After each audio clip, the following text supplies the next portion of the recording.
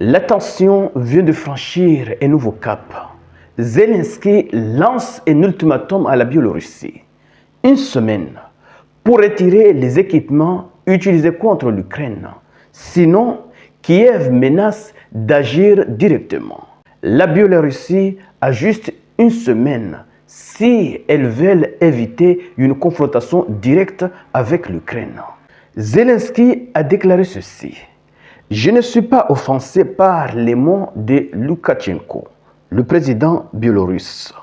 Mais le long des frontières avec l'Ukraine, du matériel est déployé pour ajuster les tirs contre la population ukrainienne.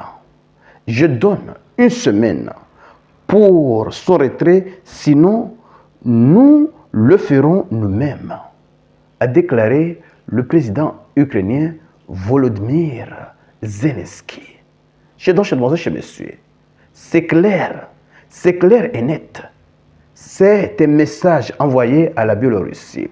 Si vous ne voulez pas vous impliquer dans ce conflit, alors démantelez ces équipements. Sinon quoi, l'Ukraine sera obligée d'agir elle-même pour neutraliser la menace. C'est de cela qu'il s'agit. Bien sûr, l'Ukraine ne va pas envoyer une armée pour aller démanteler ses équipements.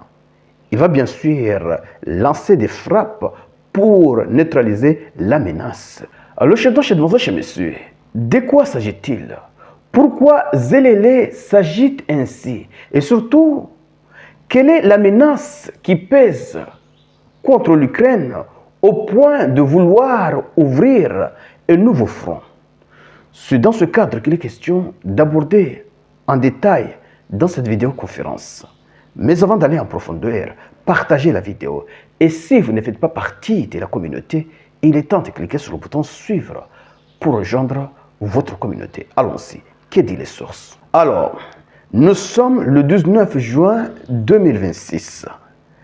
Volodymyr Zelensky a accusé la Biélorusse de faciliter les attaques des drones russes contre l'Ukraine et a averti Minsk qu'elle avait une semaine pour retirer les équipements de communication qui, selon lui, aidaient à guider les frappes depuis le territoire biélorusse, faute de quoi l'Ukraine prendrait des mesures elle-même.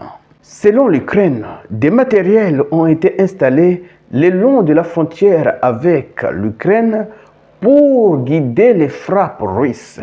Et ça, c'est intolérable pour Volodymyr Zelensky.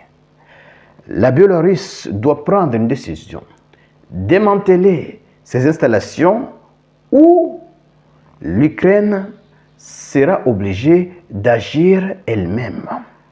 L'avertissement porté sur ce que Zelensky a décrit comme des systèmes de relais installés sur des tours de communication dans deux régions biélorusses frontalières de l'Ukraine. Selon Zelensky, cet équipement sert à coordonner les frappes de drones russes contre des zones civiles plutôt que contre des positions de première ligne actives. Ces tours sont équipés de systèmes de relais, a-t-il déclaré. Il peut les retirer si il ne souhaite vraiment pas participer à ce conflit, qui retire cet équipement et le met hors tension. Donc, le message est clair et net. Si la Biélorusse ne veut pas être impliquée directement dans ce conflit, elle doit simplement retirer ses équipements. Parce que ces équipements ne sont pas là pour observer les dangers contre la Biélorussie, par exemple. Mais ces équipements sont là pour coordonner les frappes russes contre des objectifs en Ukraine. Des objectifs civils selon Zelensky, mais en tout des objectifs contre l'Ukraine. Et Volodymyr Zelensky, M. Zelensky, veut prendre des décisions comme les autorités iraniennes. Frapper toutes les menaces. Oui, frapper toutes les menaces. Qu'elles viennent de la Russie ou de la Biélorussie, il faut neutraliser toutes les menaces. Je donne chez messieurs. Si la Biélorussie n'a pas envie d'être impliquée, alors elle doit faire le pas. Alors maintenant, il est question de savoir quelle est la position de la Biélorusse. Parce que Loukachenko ne va pas tolérer, j'espère qu'il ne va pas tolérer que Zelensky lui menace, que Zelensky porte des menaces contre son pays. C'est de cela qu'il s'agit. Peut-être que Loukachenko, au lieu de retirer ses matériels, il va peut-être les renforcer en disant que maintenant le pays est peut-être en danger. Il faut renforcer les matériels de surveillance pour prévenir une possible attaque. C'est de cela qu'il s'agit. Donc, au lieu de retirer les matériels, ils vont peut-être ajouter d'autres matériels. Et en réponse, on verra ce que Zelensky va faire.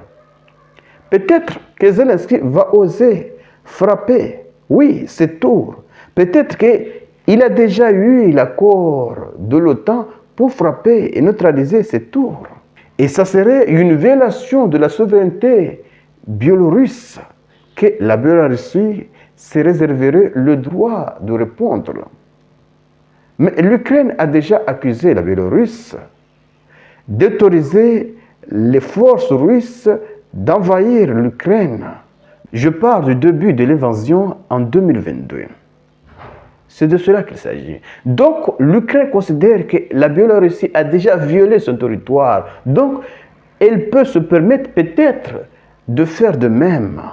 Comme la Biélorussie a laissé les forces russes traverser son territoire pour entrer en Ukraine, l'Ukraine pourrait aussi se permettre de neutraliser les menaces qui gâtent son territoire. C'est de cela qu'il s'agit.